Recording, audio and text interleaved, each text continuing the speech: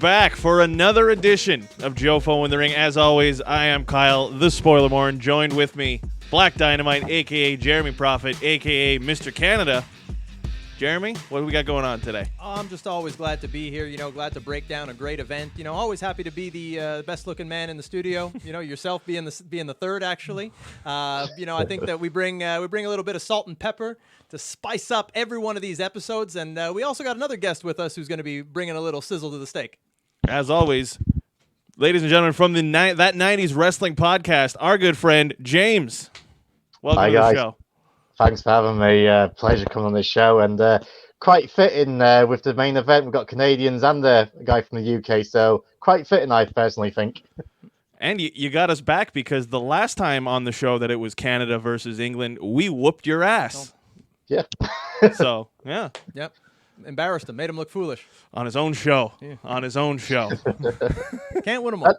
That's because I wasn't part of the team. If I was part of the team, things would have been a lot different. So, SummerSlam 92, is it a favorite of yours? Definitely. Yeah. I mean, like I said, it's the last time, besides the odd insurrection, rebellion, and Capital Carnage and things like that, this was the last time we had a legit main pay-per-view. So, nearly 30 years. So, yeah, it's been too long. So, hopefully one day we can get another one back. But, yeah, this is, for any UK wrestling fan, this has to be in their top 5 pay-per-views of all time. Yeah. Well, Drew McIntyre says he's trying to get another big pay-per-view. He's pulling for a WrestleMania in the UK. So fingers we'll crossed. see how that works out.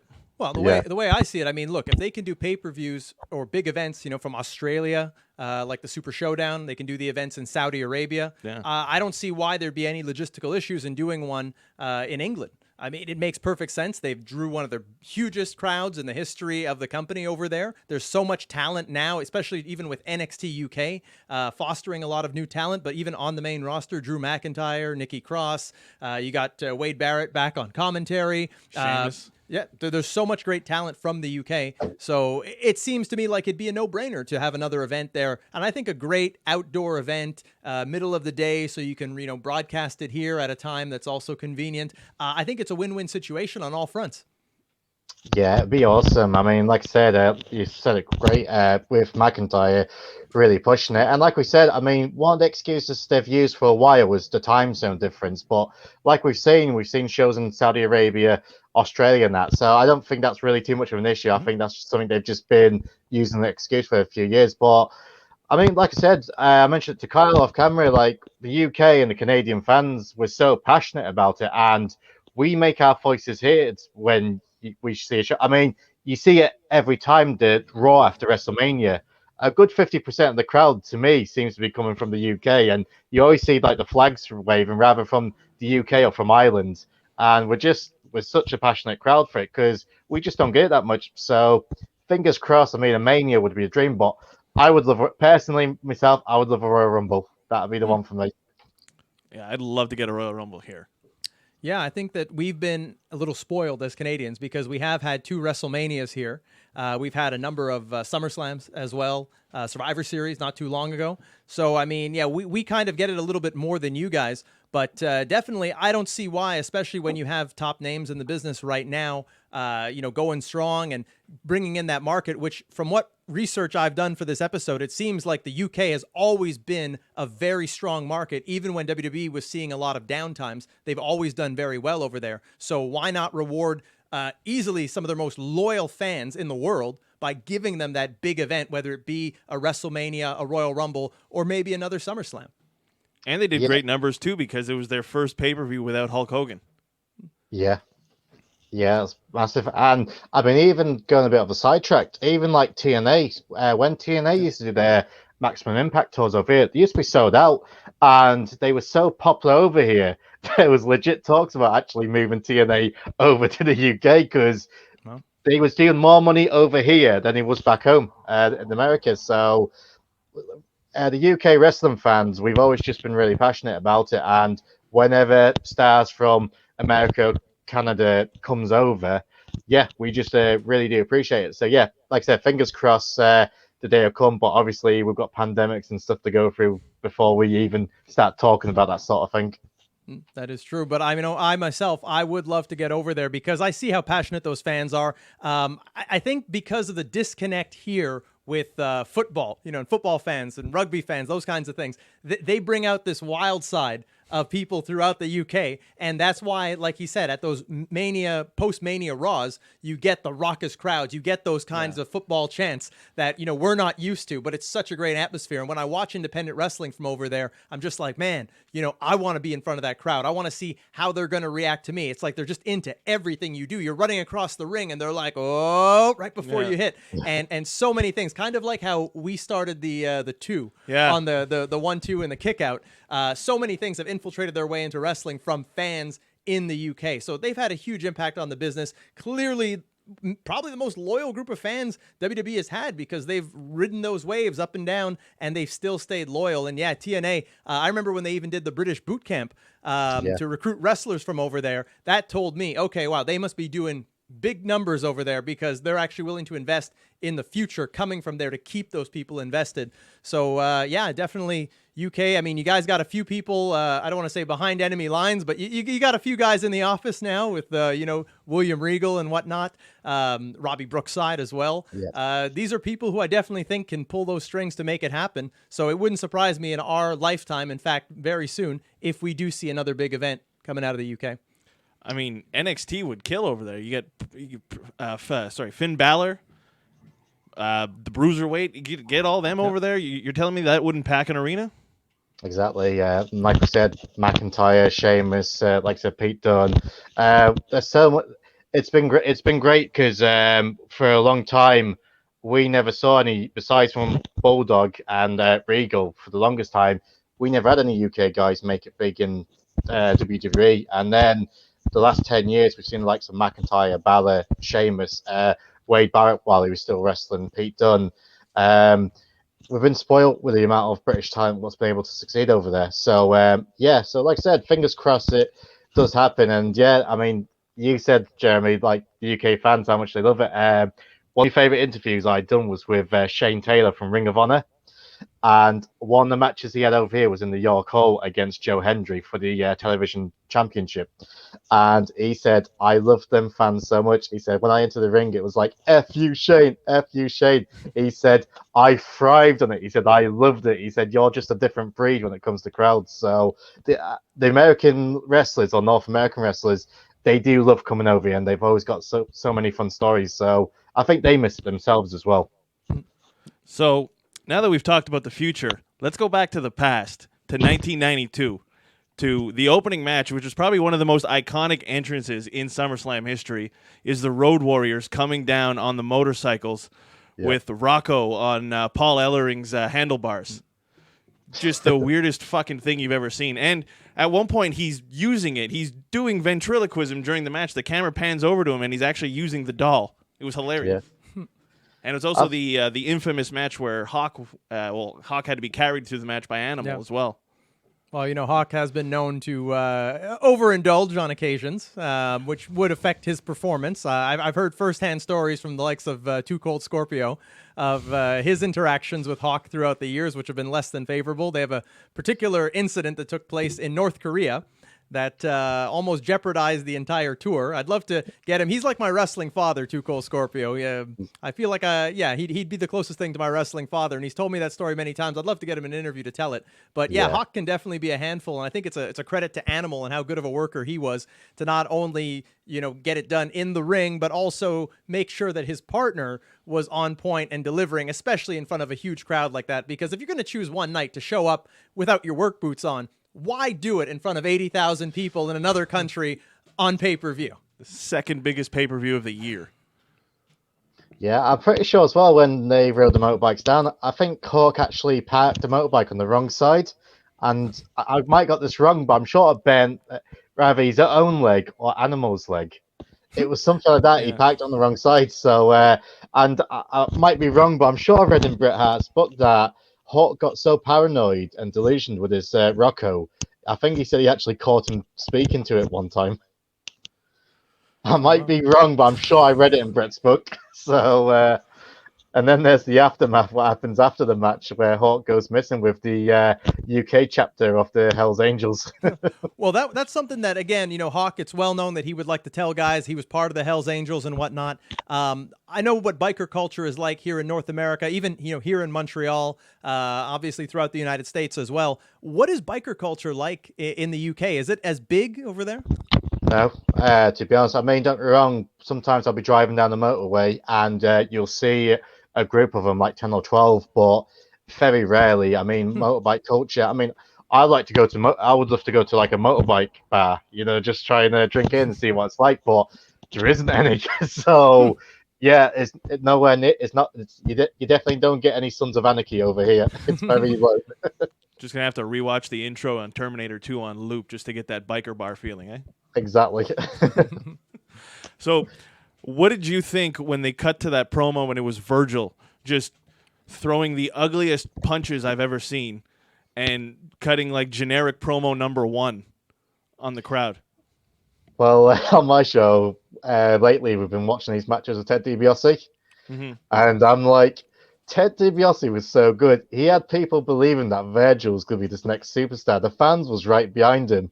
Soon as that feud ended, the Virgil's days was numbered in WWE because he could not cut a promo and he couldn't wrestle.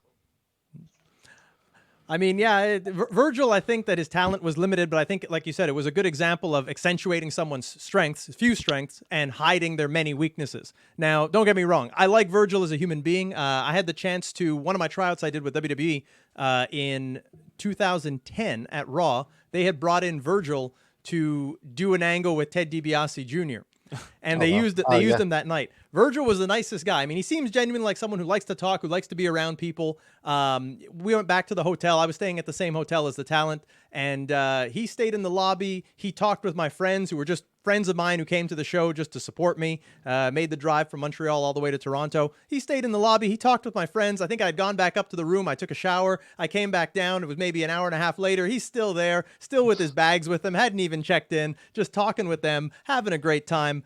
So, I do like Virgil, but it goes without saying that, the amount of talent that he had was only going to get him so far. And no matter if it was with Ted DiBiase on his own, in the NWO, whichever, in the West Texas Rednecks, the key to his success was always hiding those weaknesses that he had and accentuating the few strengths. The fact that he had a good look, the fact that at times in the ring he showed moments of brilliance. Obviously, with an opponent like Nailz, there's only really so much you're going to get out of that, being that he was very limited in many aspects.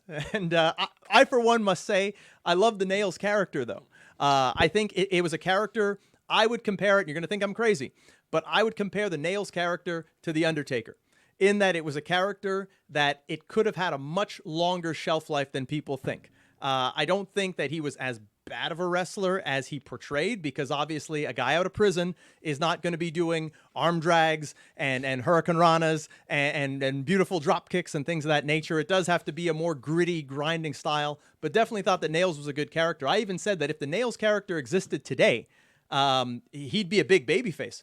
Because let's face it, police brutality, that's a reality of our world. Imagine if someone like Nailz debuted. Let's just say it's the same guy. He debuts on Monday Night Raw, and he goes up to someone like Mustafa Ali and says, you were a cop, and you used to beat me when I was in prison, and now I'm coming to tear your head off.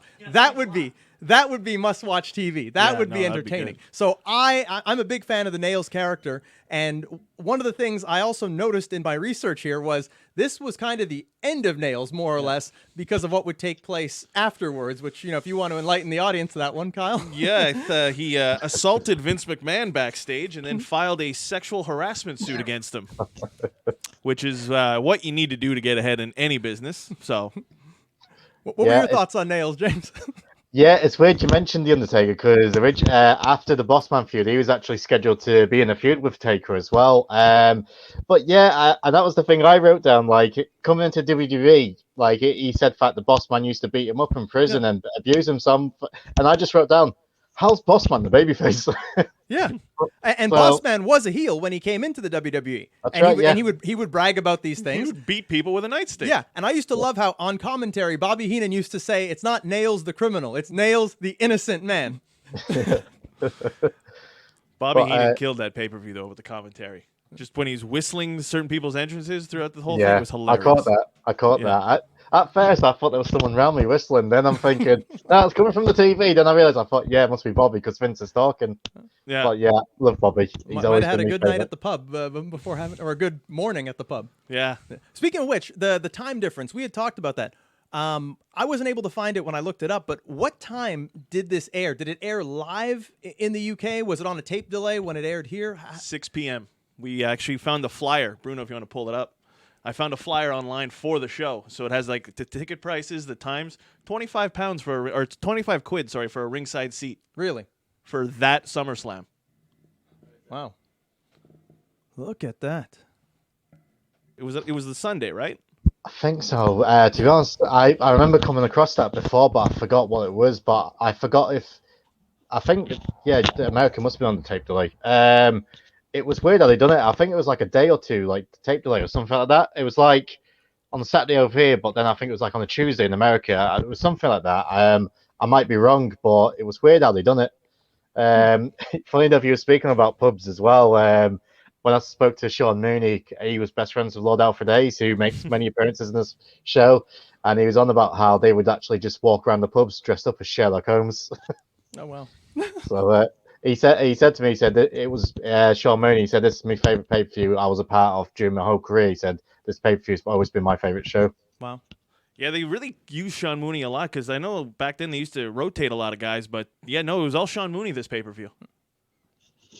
Yeah, he was quite good, and like he was close to the Hart family as well, and Davey Boy and his family, and what do you call it, Georgia Smith. When I spoke to her, she was saying, I asked her, so what was your dad like the night before Bulldog? And she said, oh, he was so tense. He said, I remember when me and Harry we was playing on the bed and that, having a fight, and all of a sudden my father would shout, "Shut up!" And she was like, okay. In that interview, did she go into maybe some of the details? Because I know that there were some rumors that the Bulldog was injured going into that match, and I'm sure we'll talk about it later. But was that ever brought up? Was he in any kind of pain or had an injury? I think I never mentioned it, and obviously, out of respect, I didn't ask her if there was any drugs involved or anything like that. But she did say that. I think she did mention he was injured. I haven't listened to it for a while, but she did say like for the few days leading up to it, like her mother and her father was like really stressed out and like tensed about it. So rather it was something like that. But I haven't listened to the interview for a while, to be honest. So I'll have to re-listen to it. But yeah, that was the thing I remember. It was like her father screaming at her the night beforehand. Because I remember in Bret Hart's book, he talks about how the British Bulldog was kind of hungover for the whole thing. We'll get into it in the match, but yeah, I think I actually spotted it where he said it. So after one of the headlock takedowns, like quite within minutes, he goes, "Bret, I'm fooped."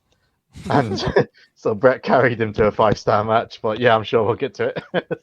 One match that was super entertaining was the Shawn Michaels Rick Martel match, and it was funny because it's two heels fighting back then, which was rare. Yep, trying to out-cheat each other. Yeah, but they couldn't. They had a gentleman's agreement to not hit one another in the face.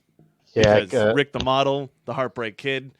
They got Sherri in the middle, who's been winking at Rick on the side, and Rick's been winking at her, but Shawn's still her man. Yeah. Great storytelling, especially when she gets she takes that bump and falls on, or sorry, no, she just faints and falls off onto the floor and just lays there for the rest of the match. But I think that, for as good of a match as it was, and it's one thing that surprised me in rewatching this event is the lack of actual definitive finishes. And I guess it kind of goes with the story of the fact that, they're both trying to outdo each other, and, it's pretty much two versions of the same character fighting. But I think that there should have been a definitive finish to that match on a WrestleMania caliber event. I just think that that's the only thing that really is a bit of a black eye on this match and on certain other ones on the card, which we'll talk about. I don't know. What were your thoughts on it in hindsight now, James? I enjoyed it. I did. And going back and watching all these shows, I appreciate Sherri Martel, Sensational Sherri, more than what I ever did because she was such a trooper and she was so good. And it was kind of like a comedy match, really, wasn't it? But I found it entertaining. I guess I would have liked a clean finish, but but at the same time, like especially back in this day, '92, it was rare to have heel v heel matches or face v face matches. So, and I would imagine they wanted to keep both guys strong. So, double count out, especially with the way it happened with Sherri and that. I suppose it wasn't a bad decision, to be honest. But that's just my opinion. But I enjoyed it. This is my favorite version of Shawn Michaels, the Heartbreak Kid with Sherri. It's always been my favorite Shawn Michaels, and I've always appreciated Martel. I think he's a very underrated worker and someone I would love to speak to one day. But I know he's quite a private person. I think Dark Side of the Ring actually contacted him to speak about the Dino Bravo, and he said no to them. So that's how private he is. But yeah, I actually really enjoyed it myself.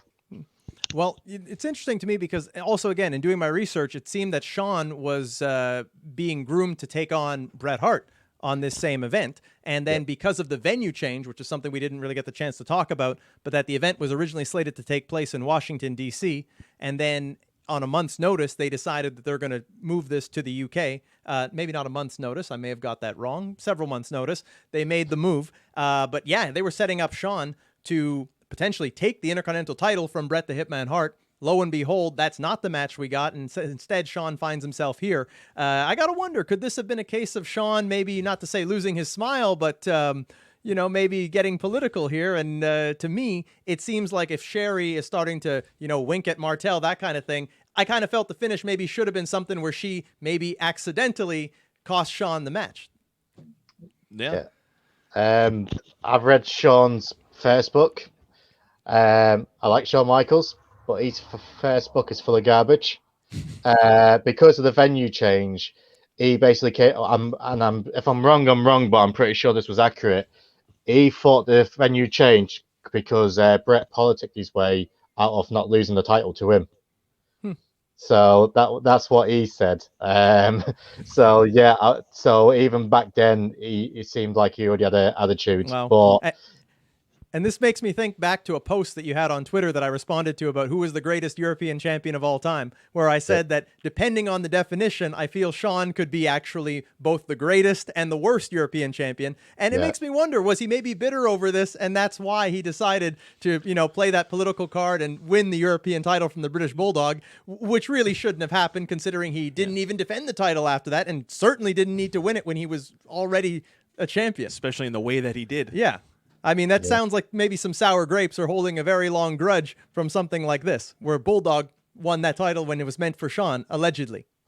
Well, Shawn, there's two things what always happen. Shawn Michaels always defeated the Bulldog, and Triple H always defeated Rob Van Dam. So they've got their favorites who they like to pin. Yeah, and Chris Jericho for Triple H as well. Oh, yes. he deserves it.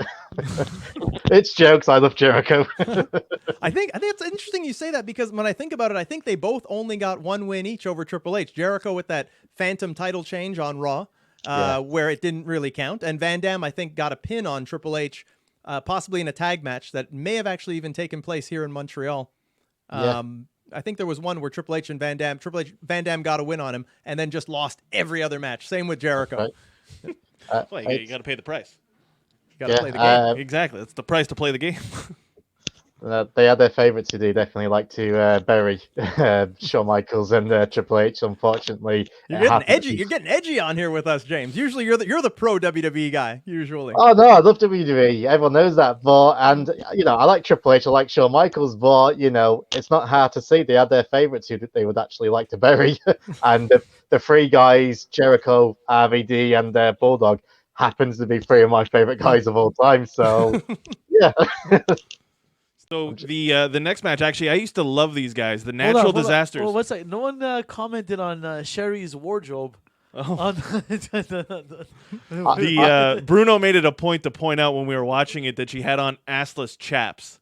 Well, I didn't, and Bobby the Brain Heenan's and commentary McMahon. was the best because Vince sees it and he's like, "Oh, the back end's missing," and then just Bobby Heenan just starts making moon comments. As only Bobby the Brain can do because he was the best to ever do it. So on my reviews, I always mention Sherri because, especially if you watch Rumble '92, she's got a nice fitting corset. But the lads always say to me, James, why do you keep sexualizing for these pay-per-views? And I thought because I'm on a different show, I'd try and keep it PG. But Yeah, she had a nice bum on her. Oh, we're clipping that. We bring out the dark side of James on here. But yeah, her outfits were always wild, though. I remember, like, she was, like, probably one of the first asses I've ever seen on wrestling. And then, you know, a little bit of foreshadowing to the Attitude Era where it's nothing but. It was commonplace, yeah. Yeah, exactly. That was a good pun. Very punny. Yeah. But I think of Sherri, and I remember that when she did that brawl with Luna on Raw, that was like a big precursor to the Attitude Era. That was wow. And both those women, to me, it's a shame Luna never went in the Hall of Fame officially. I think that she would definitely have her place there. I know they put her in that other wing where they throw in a bunch of people with no fan, alumni, whatever they call it. But her and Sherri, I mean, I remember watching them. I loved them both. They both had a unique style, even by today's standards, and you know, definitely deserving of their places in the Hall of Fame. Although I would have liked to see Luna get a bit more. But they, you know, brought the sex appeal, but they brought the toughness too. And I think it's something that's missing in women's wrestling. You need, you know, women who can bring both. You know, kind of like I guess we kind of see now with like a Rhea Ripley, you know, someone along those lines. But definitely, I'd like to see more of that type of woman. You know, the Rhea Ripley, the Shotzi Blackheart. You know, they can bring a bit of aggression along with the sex appeal, kind of like a Jeremy Prophet, but in a woman. That was the thing too about Luna. She was terrifying. And taking out Sherri made her legit. Yeah.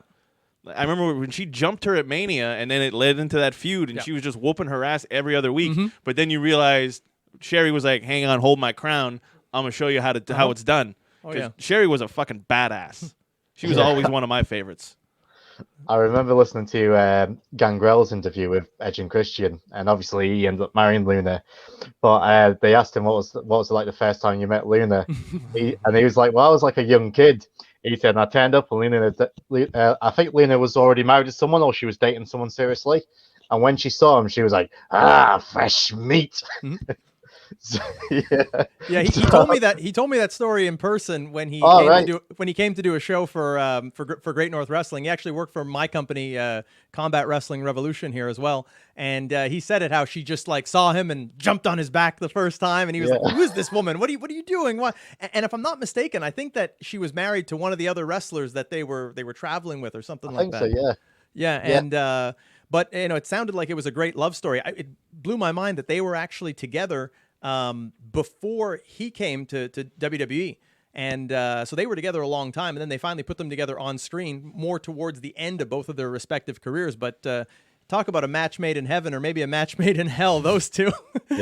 Definitely, I think money was left on the table by not putting them together sooner and giving them a proper run, because I think I loved Gangrel's work. I think he was a great wrestler. I would have loved to get in the ring with him. I don't know why I didn't book myself against him, but great wrestler. And Luna, can't say enough good about her. On the mic, the look, her in-ring work, she had it all, really. And I'd love to see, you know, women like that today that have, like I said, the sex appeal and the aggressiveness, that look like they can beat any little girl sitting in the audience.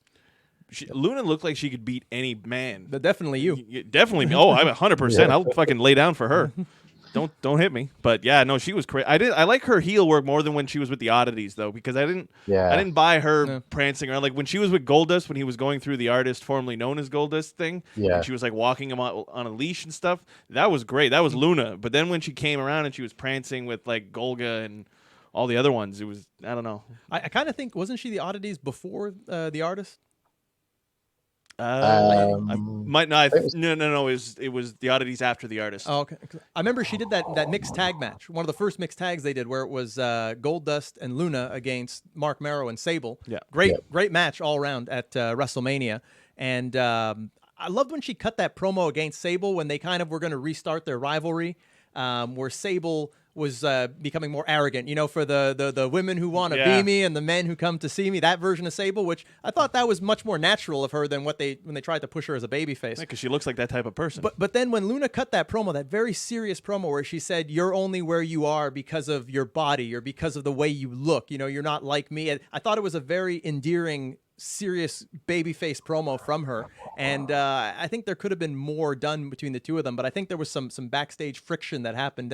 Who knows, if one of us gets Gangrel in an interview, maybe we can we can ask him about that. Yep.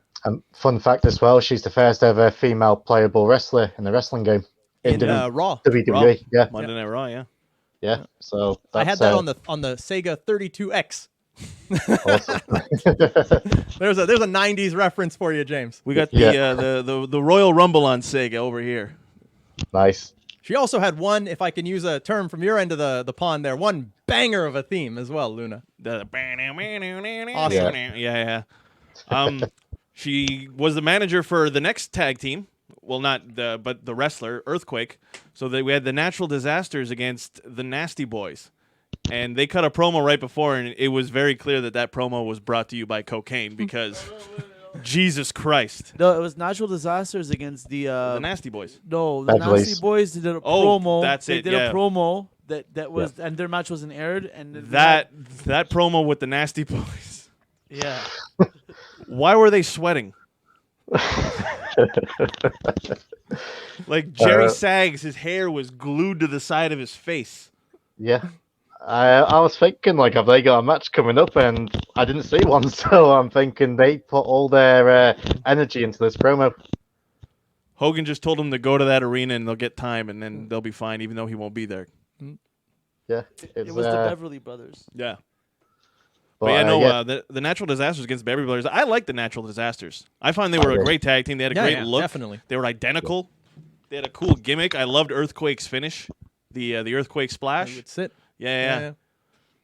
This was to be honest with you, when I watched this match, like I thought, oh, it's the Beverly Brothers, and Natural Disaster came out. I thought, oh, I love Natural Disasters. I actually enjoyed this match because, like, you got these two big, massive baby faces. So it's like, well, how are you put them in peril against, this smaller heel tag team? And they did it so well because, like, the tag team, like the heels just kept tagging it in and out, working on Typhoon, and when they finally hit that hot tag onto the Earthquake, and he was like, a house on fire. I really, surprisingly, I actually really enjoyed this match. And the Earthquake, we always have the joke about it on my show. I think at this time he was only like 30-year-old, but the running joke is he always looked like he was in his mid-40s. Yeah. Yeah, he's kind of like you, Kyle. Getting there. Just he has more hair. Barely. I remember him when he was the Shark, and he was Avalanche in Yeah. WCW, and then just John Tenta. Yeah. And then they brought up how he was a sumo wrestler. He was actually, I think, trained in sumo, if Yeah. I'm not, and competed in it. And he's Canadian. Well, yeah, he was the Canadian Earthquake when Yeah. he got brought in. He was a beast when he got brought in at first, and he took out Hogan. And then he was Golga. Yeah. What an evolution with that the is. Cartman doll, managed right. by Luna. Yeah, I've got a lot of time for the Earthquake. I always thought he's like I said, we mentioned it. Like when he came in, like he took Hogan out basically. Yeah. But the only problem is, this was back in the day. Once you finish a feud with Hogan, he was very quickly put down to the mid card. But tagging up with a Typhoon was a good idea because the tugboat only had so many like months left on it, so they put them two together, and like two big massive guys who looks like they could legit kill you. I mean, what's not to love? Yeah. And I love how whenever he'd cut a promo, he'd always be bouncing Yeah, that back Brock and Lesnar. forth to it was great. No. Macho Man versus the Ultimate Warrior for the title, middle of the card. Yeah, Which was considered a main event, however. Yeah. It was called a main event on the It was broadcast. a double main event. Yeah. They billed it as. But Davey gets the main because, well, England. Well, it makes sense. Yeah. So Macho Man actually gets injured during this match, and if you watched it, and you could hear it too, when he jumps, he's got Warrior laying down, but instead of jumping into the ring, he jumps towards Ric Flair, who's trying to interfere, Yes. and he slams his knee into the mat or into the little barricade they set up there because the ring was it was elevated onto a platform, yeah, and oh man, that thump! yeah. Because I think Jesus. Flair was trying to hit him with a chair at the same time as well. So not insult to injury, but this was a good match. I mean, I didn't really care for Warrior's flesh skin bodysuit. That's weird.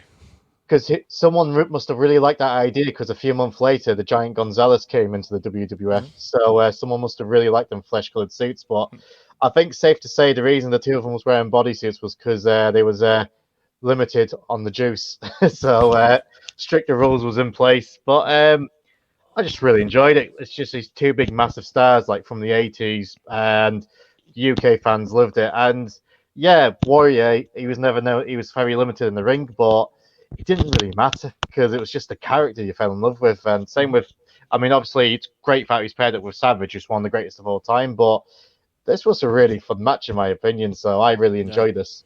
No, I think it's a testament to how good of a worker Randy Savage is, that he's had not one but two memorable matches with the Ultimate Warrior, memorable wrestling matches. And, you know, WWE, they did a big smear campaign against the Ultimate Warrior, putting out the self-destruction and whatnot before they made amends with him, putting him in the Hall of Fame just before he passed away. But one thing that can't be denied with the Ultimate Warrior was what he lacked in work rate. He more than made up for it in connection with the audience. Oh, yeah. And people fail to realize how important that is, that, you know, you can know all the X and O's of the unified rules of professional wrestling and be the most technically sound performer, but if you don't have the connection with the audience, it doesn't mean anything. And that's what I always appreciate about the Ultimate Warrior was, one, he actually looked like he gave a damn when he came out with all the enthusiasm and the energy and whatnot.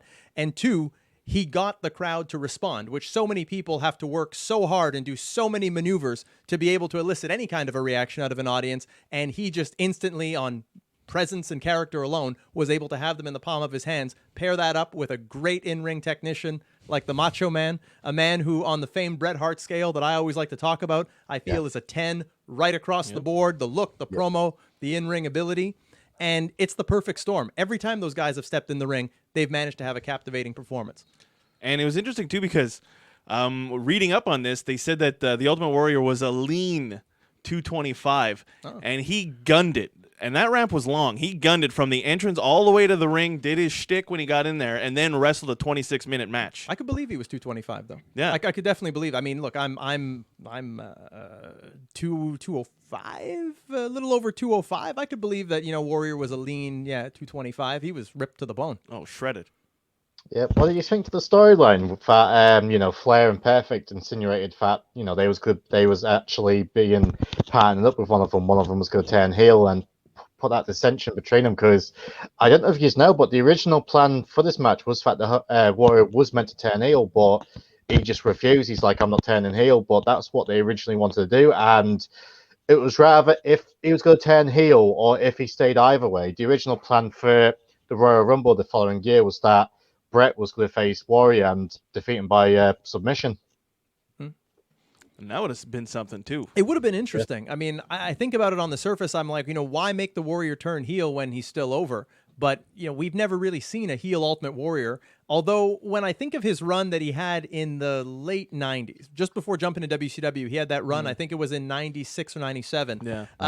He did have certain heelish tendencies about him there. I remember, this is like the run where he smashed that picture over Jerry Lawler's head. I actually think he could have had it in him, at least from the character and the mic work and that point of view. But I also can't see Warrior leading a match, being the top end, putting the heat on the babyface. I don't feel like it'd be his style. I can't picture him being plotting and, you know, not his explosive self. I don't know. It's interesting. Tough for a heel to be running around like that, too. It's not... I think that when it comes down to it, I think it would be the path of least resistance to keep him as this dominating, explosive babyface. But I do love the idea of him and Bret Hart having a match. I think that if anyone could get an outstanding match out of him, it would be Bret. Even if he has to drag it out of him. Well, look, I mean, Bret wrestled, the guy's name escapes me right now. What was that Holy Grail match there? Tom McGee.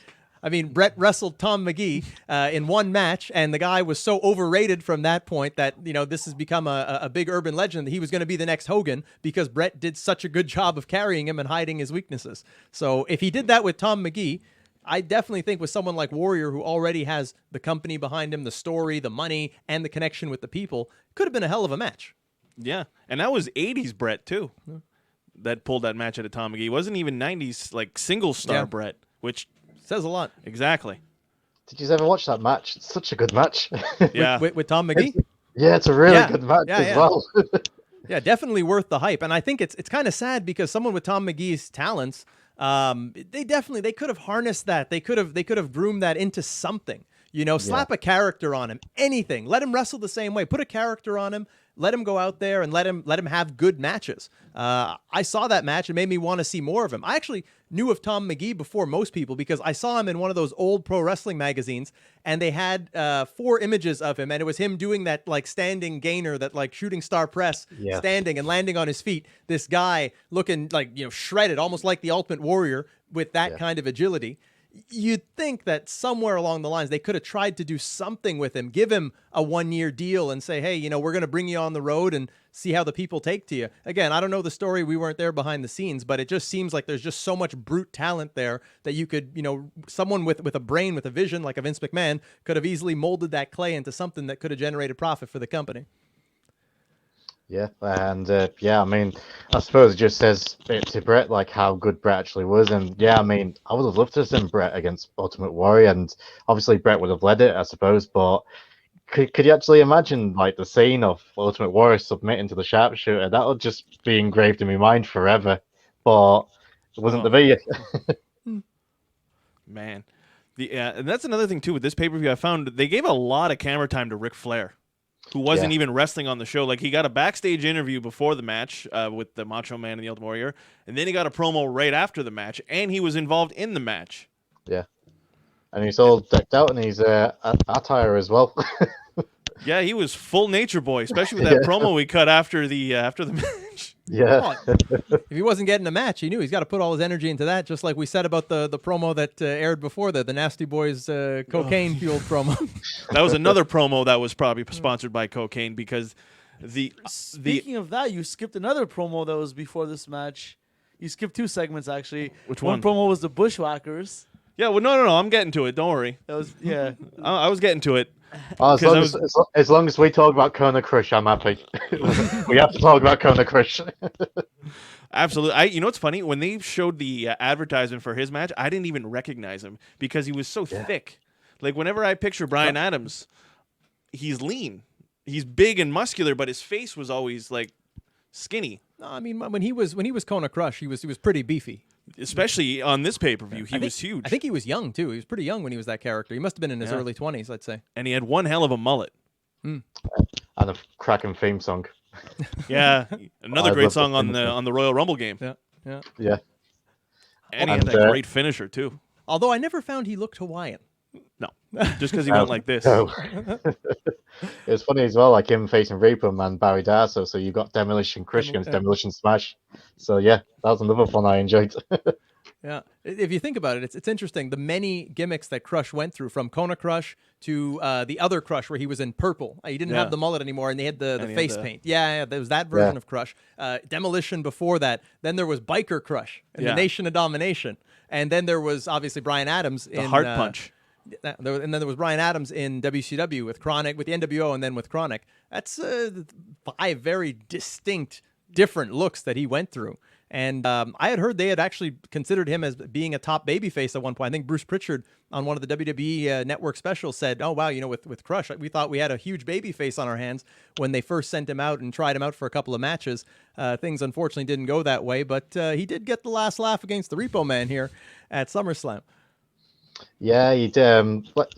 I always like Kona Crush. Like, I loved this era of WWE, like 92, 93. Yeah, because I remember it quite fondly, and I always had a soft spot for Kona Crush. I think one of the reasons is because even though people don't like WrestleMania 9, I loved the match against Doink, so it's one of my favorite matches. So, and I was like, Crush bro, I just love it. So yeah, I love Kona Crush. I can have a lot of time for Kona Crush.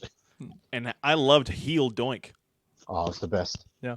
Like, that's one guy who never should have went babyface. Just kept him as the creepy clown. Well, he could have went babyface, but still kept doing the same things. Yeah. I think that them losing Matt Bourne is what hurt that character a lot, because he really had brought out the best in him, because he had the actual in-ring ability, and then the character, it was perfect. I actually heard it was because of Krusty the Clown that they created Doink, because I think it was Hawk who saw him in the locker room sitting there, with his belly hanging out, and he was there smoking, and they're like, "Hey, look, it's Krusty the Clown," and then it became a gimmick. So who'd have thought the Simpsons ended up inspiring, I think, one of the greatest characters of all time in WWE. Wow. And I think that a lot of why I like Bray Wyatt as The Fiend is because so much of that reminds me of the original Doink.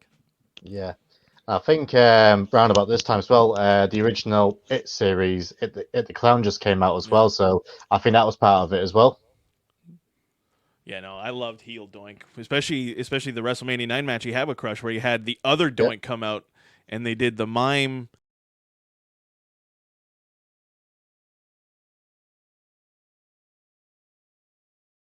The Doinks, he was sweating off his face paint.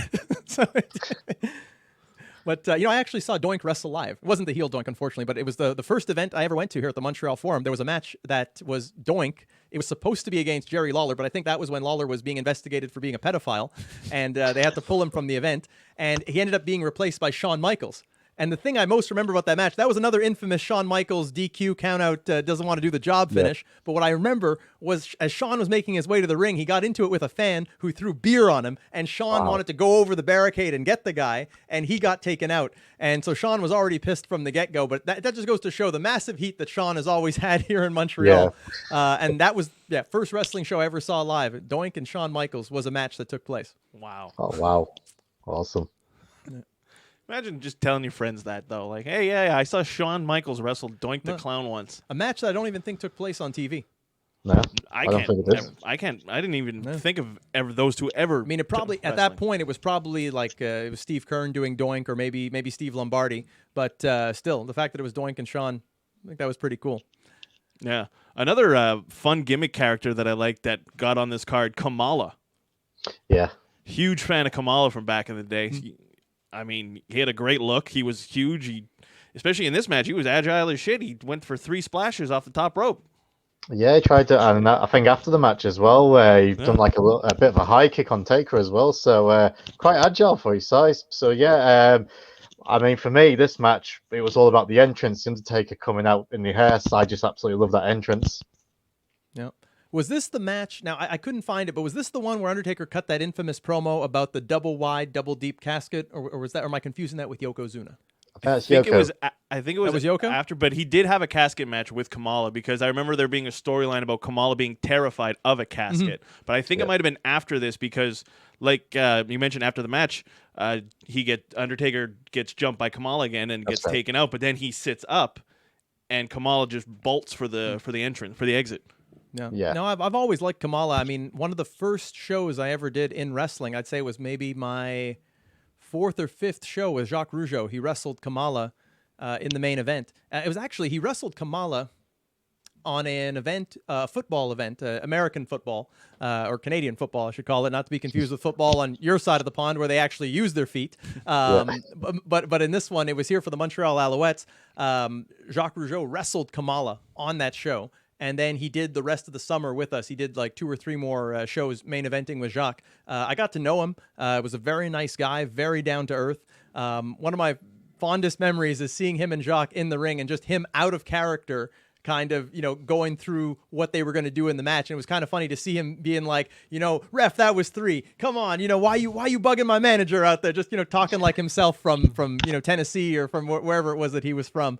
And just a great guy all around. And it's a shame he's no longer with us, because, he just seemed like a real, genuine, good human being. And I think he's very underrated in history when you think of Kamala, because like you said, he was really agile, especially for someone who is as big as he was. And I mean, he's like, bigger than you, James. He must stand about 6'5", 6'6", easily at this point, north of 350, I'd say. Yeah, definitely. And he could move, and he worked with all the best. He worked with Hogan, he worked with all the big names, Taker, everyone. I believe he slammed Andre. Yeah, and he had a lot of longevity in the business too, because I think even his last appearance in WWE was somewhere in like the mid to late 2000s. Yeah. He made an appearance. He did a match with Umaga. I know that. I think that was his last appearance. I think that was to pass the torch, so we have a new monster. Yeah. Umaga was awesome as well. I saw Umaga live. I've been to one WWE show. The main event was Umaga and Orton and Edge against DX and John Cena. So it was a great main event, but Umaga was awesome. One of the most believable finishers. Like just a thumb to the throat. Yeah. Yeah. I saw Umaga wrestle Ric Flair live. Wow. I saw that match. That was at a Raw. It was either in Albany or in Buffalo. I was there for that. It was when Ric Flair was doing his last run, where if he loses, he has to retire, and had a fantastic match with Umaga.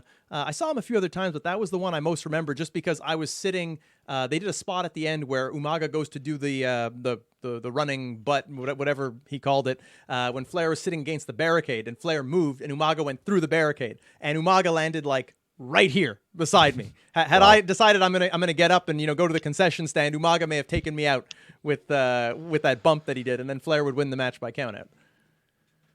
I always loved Umaga's manager too. Alejandro Estrada. I can't roll my R's, but Yeah. you Google it, you'll get it, or YouTube it. He might be a good guy to get for an interview. Yeah. Always I've, with the cigars. I actually found his profile, and on his actual profile it says, "Don't DM me for podcasts." Oh, wow. Yeah, Scratch that so- idea. Yeah. Well, now we can mention it here. We can cut the we can cut it into a quick little snippet, and then we can tag him in it. There we go. Yeah. So maybe one day we'll get to talk to the former manager of Umaga, Armando Alejandro Estrada. And you know what I'd like to ask him? I'd like to ask him, how does he feel about Alberto Del Rio more or less ripping him off with how he would start his promos with, "My name is Alberto Del Rio," which I really feel he got from Armando Alejandro Estrada. There was those R's I was talking about. Nicely done. I didn't ask for these superpowers. Another thing that happened on this card that apparently I did some reading, and apparently it was just to get his UK SAG card, was Roddy Piper, his little appearance playing the bagpipes with the I forget their name. The Highland. The Highland. Yeah, there was the Highland. The pipers, the bagpipers. Oh, the Balmoral Highlanders. That's it. I knew you'd know it. I knew you would. Yeah. Yeah, so apparently that appearance was just to strictly get him his Screen Actors Guild Award card, or Screen Actors Guild card in the UK, so he could work over there. So Awesome. I've mentioned it before. I've only ever been to one WWE event, and Roddy Piper and Ric Flair were tag team champions at the time in 2006. So random. And I remember that. yeah. They beat the Spirit Squad. That's right, yeah, and it's in Nottingham. So they've announced Lillian Garcia announced it. She's like, "Coming out now, Roddy Piper," and he was trying to be like this hometown return, and then he spoke. "It's so great to be back in here in Nottingham." And I'm thinking, got a Canadian for a turn, a Scotsman trying to say he's from Nottingham. So, all I kept thinking was Kevin Costner playing Robin Hood. Oh yeah, how the accent disappears halfway through the movie. Yeah. Kind of like how all of a sudden Apollo Creed has a Nigerian accent. Cruz. Yeah, Cruz. sorry, yeah, Apollo Crews has Well, no, that made sense. I'd say more like Kofi Kingston when he's no longer Jamaican. yeah. Yeah. At least they called him out on it on TV Yeah. though. Yeah, Didn't well, you yeah. used to be Jamaican? His face was priceless. I preferred him when he was Jamaican. I liked his song back then. Yeah. SOS. Yeah. Yeah, It's done by a They should- Canadian. is it? Yeah, it's a guy from Toronto did that. Yeah. Oh, nice. Collie Buds. Bruno might know him. He knows his reggae. He's from Bermuda. Isn't he from Toronto? From Bermuda. I could have sworn he's. You got to Wikipedia that. Jamie, pull that up. There's one thing I know, it's reggae music. And, he's from Bermuda. I'm like 90% sure. Okay. Yeah. So yeah, no, great pay per view all around though. And the last match, what can't you say about it? Yeah. British Bulldog versus Bret the Hitman Hart. It was bad. You can't say that about You it. can't say that. Yeah, Yeah, that's true. Bret the Hitman Hart versus the British Bulldog for the Intercontinental title. Diana's in the crowd. They're talking about how the whole family was stressed about it. Brother versus brother. Mm-hmm. Great storytelling, as always. Turns out Bret Hart had to carry him through the match because Davey Boy was hungover. And boy, did he carry him. I mean, I always say it, and I think he's agreed with me. I always say Bret Hart's head and shoulders above Shawn Michaels for in-ring wrestling. He can tell a better story. And the British Bulldog's a good wrestler. He's a really good wrestler when he's on form. Another match I recommend is his match against Owen Hart for the European title in Germany. But like I said, I think within 2 minutes, I spotted it. He pulled him over for a headlock takedown, rode him over, and you could see Bulldog say, "I'm fooked." And you can see, and Bret, you never catch Bret talking on the screen. You never do. But you could see him putting his head down. And I think in his book, he said, "Just listen to me. I'll lead the match." And they had another 25 minutes to go in this match. And if you didn't know that story, you would never have thought there was anything wrong with the Bulldog. And I want to give a shout out to the referee, Joey Morelli, because he's actually one of my favorite referees. He's Gorilla Monsoon's son. Unfortunately, I don't think it was very long after this he passed away. He was in a car accident and he died. And in Bret's book, he said Joey would always come up to me. He's like, we've got him. This is fucking amazing." Like because the fans was right behind this match. And I mean, it was tough for me to watch because the two are my all-time favorites. But Bret is my all-time favorite. But obviously, I'm a bit biased because it's the Bulldog UK, but Bret wasn't full blown heel, but he had to be the heel of this match. And when he done a move and the fans started booing him, he'd be like, "What?" sort of thing. Such a good match. I really enjoy. I haven't watched this for a few months. I don't think I've watched this for about a year, and I watched it again. So yeah, I'm so glad I did. It's such a good match. And I think it's a good feel good moment for the people there as well, who for the most part, I'd say Bulldog, he drew the house. You know, the biggest draw is always going to be the name of the company, you know, WWE, WWF, if you will. But I think having someone local, someone from a working class town in the UK getting to perform in the stadium in front of that many people, I definitely think that everyone went home happy that night, and I think it was the right call, and it was the right dance partner too, because they knew that Bret would be someone that was reliable and would have Bulldog's best interest at heart. You know, if it was Shawn Michaels against the British Bulldog and that same situation presented itself, I think we could have had an international incident on our hands. Yep. Yeah. And it's a testament for Bret too, because I think like 2 weeks later he got the belt from Flair. So It wasn't long after, and I mean, because one of the things that helped Bret was, Bret was popular in the UK, but Bret was super over in Europe as well, like Germany and that. So during this time, I mean, obviously, Bulldog drew the house because obviously it's the UK guy, but I do believe Bret was a big part of it as well, because Bret was super over in Europe, because people like over in America and that tried to say that Bret was. Some tried to say Bret wasn't that over. I'm like, you usually got no idea. Bret was more over here than Ric Flair was. It's simple as that. Yeah, I remember in his book he mentions a lot that he was over in Germany. Yeah, I think every interview I've ever heard him in, he always mentions how big he was in Germany. I feel like Bret was more of a star outside of the U.S. because I feel like that market, you know, they grew up on Hogan and him having that spot and Torch being passed to Warrior and whatnot. But Bret was he was a working man's champion. You know, he got it done in the ring. He didn't need the fanfare. He didn't need the huge muscles and the pyro and all of that. He got it done in the ring. He made you watch and believe. He was a great underdog babyface. And if you look at it, you know, Bret's never had a bad match. I had to find what was Bret Hart's worst match, I'd be hard pressed to come up with what that was, because even if you look at something like the screw job against Shawn Michaels, that still was a great match, and it was about to get into second, third gear, and it had the whole place electric. I know because I was there. I mean, Bret was just way ahead of his time, and it's unfortunate, I guess, that he's not as involved in the business today. I know Shawn Michaels gets a lot of praise for the work that he does with NXT, and I'm sure they're all very thankful to work with him, and I'd love to work and learn from him as well. But I definitely think Bret also has a lot to offer and could be a huge asset as an agent in this day and age of wrestling. I wonder what NXT would look like if it was Bret Hart in the Shawn Michaels position. Well, Teddy Hart actually theorized. He said that he felt that Bret and Shawn should have put their beef aside, formed their own clique, and that they should be the guys running WWE today instead of Shawn and Hunter. It's an interesting what if. Yeah, no, definitely. Yeah, and to be honest, obviously we always get like Shawn Michaels as Mr. WrestleMania, Stone Cold, or maybe Kane even, you could say is Mr. Royal Rumble. In my opinion, Bret Hart is Mr. SummerSlam. Great match here. The year previous, great match with Mr. Perfect. The year previous, a hell of a 2 out of 3 falls tag team match with Demolition. Couple of years after this, wrestles Owen in the cage match. And he always delivered at SummerSlam. So in my opinion, Bret Hart is Mr. SummerSlam. Oh, definitely. And he had that match at 97 with The Undertaker. Yes. So he always delivered at SummerSlam. So he's always Mr. SummerSlam to me. But this match was so good. And I think this is the first time someone kicked out of Bulldog's Power Slam as well. So that was a shock for the crowd. And everything about this match, like I said, if what Bret said it was true, that Bulldog said he was fucked after it, and by all accounts it is true, then Bret's just the best. Well, he is the best there is, the best was, the best ever will be, in my opinion. Undoubtedly.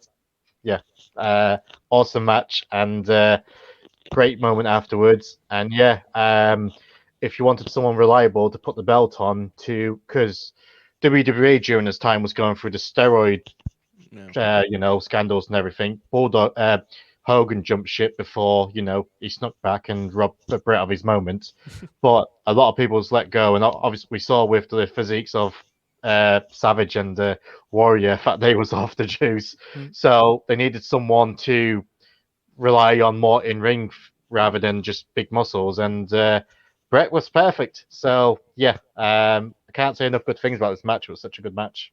Now, I look at the overall of this, and I feel that this helped to inspire so many people on your side of the planet. I feel like with us, it's the Montreal Screwjob. That's what made a lot of people, want to get into wrestling, seeing that happen. I think it was the same effect with this event, SummerSlam '92, happening in the UK.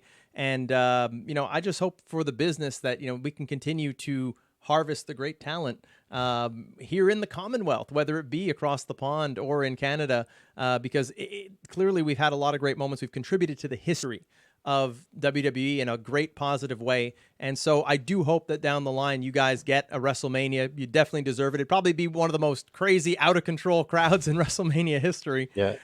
So, here's hoping that it happens. And I could definitely see it without a doubt. Wouldn't it be awesome if we got like a Commonwealth stable in WWE one day? I mean, you got people like Peyton Royce or Tony Storm or Rhea Ripley, pair them up with like Drew McIntyre or Pete Dunne and that, like have a Commonwealth stable. Obviously, some Canadian wrestlers like Kevin Owens, that would be fucking awesome. And also, speaking of the Commonwealth, one thing we forgot to mention was that who led the British Bulldog to the ring? Lennox Lewis. Lennox Lewis. Yep. A great representative of both countries, of the UK and of Canada. Yeah. Yep. And I believe he was the Commonwealth champion at the time. The what was it, Bruno? The super heavyweight or something? Or there's so many titles in boxing, it's hard to keep track. But yeah, no, Lennox Lewis. I was shocked because me and Bruno were staring at the screen like, who the hell is that? And then they said it, we're like, oh my god, everybody was there. Yeah, I was reading it tonight as well because eventually he had his match against Mike Tyson, but it was rather during his time or the year afterwards. He was the mandatory challenger for Mike Tyson's title. Mike Tyson actually paid him $3 million to avoid him. I had no idea about that till I read about it tonight. I was like, so all them times people have been saying that Lewis only fought Tyson because Tyson was past his best. Apparently, Tyson was ducking him for such a long time. So, but Lennox Lewis is my favorite boxer of all time as well. So, yeah, he's the best. Well, Tyson did say, I think after the fight with Lennox Lewis, he said there was no beef between them. They had been friends since they were younger, since they both boxed. Yeah. I forget at what champ, maybe in the Golden Gloves or early on. So they knew each other from a very early age.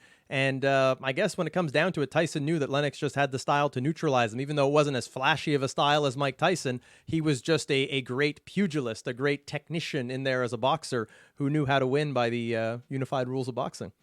Yep. So, and he always and he had great hair. Yeah. Oh yeah, awesome.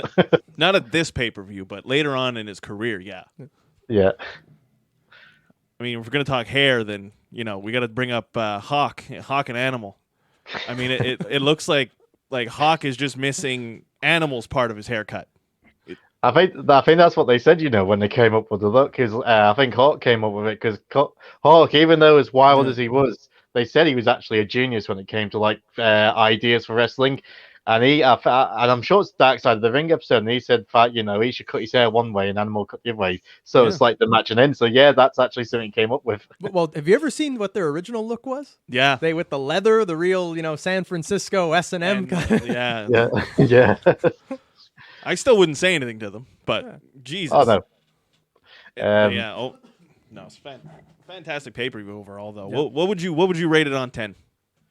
Yeah, I mean there was a couple of duds, but I think the fans played a big part in it as well because the fans was up for every match pretty much, and the main event is easy a 10 out of 10, so that drags up a bit more, and yeah, probably call it biased because obviously it's a UK pay-per-view and we haven't had many since. I would give this like an 8 out of 10. I was also thinking 8. I wish you hadn't said it because that's the only thing that I feel drags it down. Like I said, were some of the finishes that I would have preferred to see some clean finishes, but other than that, the ring work was outstanding. It's like they knew they were participating in something special. Yeah. And me, just to be difficult, I'm going to say 8.5 just to stand out. So, but just because I love that match with Bret Hart and Davey Boy, it was fantastic. Anytime those two wrestled, it was gold. Anytime Bret wrestled any member of his family, it was gold. Yeah, like you said, the Owen Hart cage match, Well, there's an old adage, you know, how you say how, like, you know, the main event, it was a 10-on-10 and whatnot. There's an old adage in wrestling that, you know, a match is only as good as its finish. And it's the same thing for a show. You can have a show that, you know, maybe, you know, drags ass throughout the whole thing, but then you get a hell of a main event. That's all the people remember. People just remember the finish. That's the most important thing. And I think in this case, they hit that perfect 10-on-10 exclamation point to end the pay-per-view with that match, culminated the whole story. And also, something we didn't get the chance to talk about, I love the actual finish to the match itself, that it's a counter to a sunset flip. Just a deep hooking of the legs, 1, 2, 3, a wrestling hold to win that match. That I love. Yeah. And the fact that he caught the technician with a wrestling hold. Mm-hmm. Yeah, it was, like I said, I can't say enough good things about this match. It was so good. And I was about to mention before Jeremy did the finish itself, just the simple, like, you know, catching him. And yeah, it's something Bret unfortunately gets caught by a lot later in his matches. He got caught by Owen in a similar situation at WrestleMania as well. So he needs to avoid going for these what do you call it, roll-ups? The victory roll, yeah, because it's funny because he won the King of the Ring with the victory roll. Bam, and then he tried to yeah. use it again on Owen, but Owen, being his brother, had him scouted and just took the win. He was on another level with his storytelling. That wasn't by chance. That was calculated. Yeah, no, like I said, 94, the summer of Owen. There's no argument. He has the summer. He wins against Bret Hart at Mania. He wins the King of the Ring. He has that amazing cage match. 94 was the summer of Owen. Even the Survivor Series, the match between Backlund and Bret, Owen was the star of that match as well. Like, just like putting on the crocodile tears, begging his mother to throw in the towel. And as soon as she does, he's out dancing and laughing. He's like, Bret, I got you. Owen was so good. So yeah, it's I just got a soft spot for the Hart family, and obviously the extended family, like the Smiths as well. So my favorite family in wrestling. No, definitely. I know we could sit here and talk about Bret Hart, Owen Hart, Stu Hart for hours on end. Yep. But, you know, we got a curfew and we got things to do. But, James, I want to thank you for taking the time to talk about wrestling. I always love talking wrestling with you, buddy. Thanks for being here. And where can we catch you at the 90s Wrestling Podcast? Yeah, thanks for having me, Carl and Jeremy. My favorite thing is your live streams. I love the interviews you've been doing lately. Especially love the TJ Wilson one. That was such a great chat, and especially with Jeremy's crusade, like bringing awareness to Canadian wrestlers as well. So I loved that aspect of it as well. So loved it. But yeah, thanks for having me. And if anyone wants to find me, you can find me on everywhere you find podcasts. That 90s Wrestling Podcast. Find me on YouTube, same name. And we've been doing some pretty good interviews lately. Spoke to Rob Van Dam, which is a bucket list interview for myself. That was awesome. Interviewed one of my teenage crushes recently, Candice Michelle, so that was pretty sweet. And upcoming interviews, we've got Ahmed Johnson, spoke to him, had a good chat. And probably one of my most controversial interviews, Vince Russo. So I'll be honest. Looking forward to that one. He was a pretty good guy, to be honest. I enjoyed the chat, so hopefully everyone else will do so. And if you want to find me on social media, you can find me on Instagram, that 90s Wrestling Podcast, or you can find me on Twitter, at 90s Wrestling Pod. And I've joined you, Kyle. I am also on TikTok, at that 90s Wrestling Podcast. There we go. We'll have to do a collab soon. And you also got mentioned in an article. Maybe you can plug that as well. Oh, yeah. So my Rob Van Dam interview really took off. So it got mentioned in Cultaholic, Inside the Ropes, the Wrestling Observer, like Dave Meltzer, and that mentioned it as well, which I'm not a fan of Dave Meltzer, but he mentioned it, so I'm like, thank you for the exposure. But yeah, I mean, Rob Van Dam's asking him who would he have to induct him in the Hall of Fame. He said Paul Heyman, but his second choice would actually be like Vince McMahon, and asking him about the possibility of another WWE run. So yeah, the RVD interview, like I said, it's a bucket list interview for me, and it got brought up in a lot of major wrestling publications. So yeah, that's definitely been one of the highlights of me podcast career up to now. So hopefully I can keep trying and bring these stories. And if that's not enough of a reason to follow you, I don't know what is. Yeah, I think everyone needs to like, subscribe, follow. And it's like I say all the time, I tweet it and I mean it. And you know when I say something and I mean it, we are going to get you to #1. Because if you people out there are not already liking, subscribing, listening to this man, do it. Just freaking do it. Do it for no other reason than the fact that I'm telling you to do it. And trust me, you'll be thankful for me. All you got to do is this. Just that on a button. So simple. Just fucking do it. That's all you got to do. Do it once, and you never have You to do it will again. not regret it. The quality of guest, the quality of interviewer, the quality of this human being, it deserves to be seen by the masses. Look at that sexy accent. You don't want to listen to this guy talk? I do. I just need to steal Jonah's gimmick and get the bow tie on. All right, James. Well, again, I want to thank you for being here, man. It's been a pleasure. And like I said, I could always talk hours of wrestling with you. So, Likewise. yeah. Awesome. Thanks very much. And yeah, we'll do it again soon. Gentlemen, again, I want to thank James. If you want to check us out more, like, share, and subscribe. You can find us on Twitter, Instagram, YouTube, Facebook, Jofo in the Ring. We're all over the place. You can find me on TikTok. You can find Jofo in the Ring on TikTok. And while I'm not on TikTok, you can find me at Jeremy Prophet on Twitter, JeremyProphet. If that's too fast for you, just rewind the episode and you can hear my sweet, sexy voice say it all over again. And you can find me on Instagram at The Real Jeremy Prophet. And remember, wrestling is life.